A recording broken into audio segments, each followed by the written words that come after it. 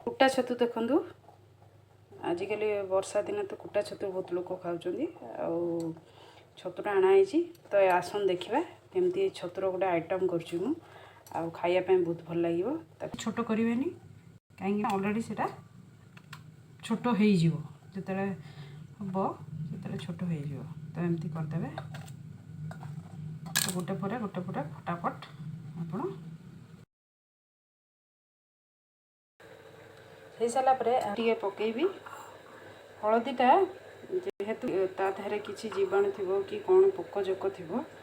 तो से हिसाब से सी बाहरी तो से हलदी पानी भलसे आपमती करके पूरा धोइबे टिके करके धोई ताको कौन करेंगे तापर भलसे चिपुड़े है एमती पानी बाहर करदे कहीं पानी जदि रही भाजिला बेलू से पूरा पानी होमती तो छतुर पानी बाहर बेसी पानी बाहर से तो आप भलसे धोईकी ताको चिपुड़ी बाहर करदे तेल टे भलसे गरम करिया गरम कर सारा प्याज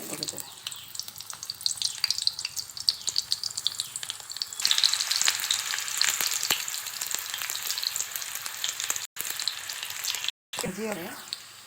छतु गुड़ा थी और भलसे भाजीदेवे मन रखिए टी हाई फ्लेम रखिए कहीं तादेहू पानी बाहर बेसी लुण पकड़े कहीं छतु तो कहीं मरीज ना तो कम लुण पकड़े ना लुणिया हो हल्दी पानी बाहर देखूँ पानी ए बाहर देवे पूरा भलसे भाजबे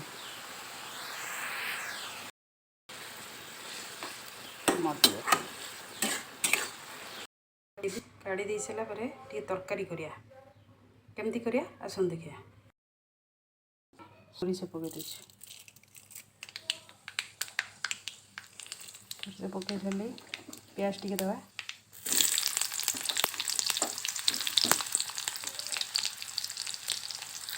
और तेजपत्र पकई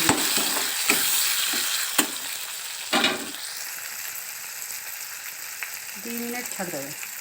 मिनट पर देखो एमती होगा तादेह कौन करेंगे टे पानी देते एबे जो सोरिष बटा मसला करची तादेहरे मिक्स करदे देखिपारे ये पकई देछि आंबुल टिके खट्टा लगे मजा लगे खाइबा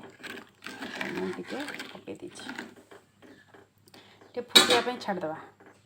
देखो एमती फुटब टे समय फुटिया भाजी थिलु है से छतु को तादेहरे मिक्स कर दिखाँ खाइबा देखिए भात खाइबे बढ़िया टेस्ट लगे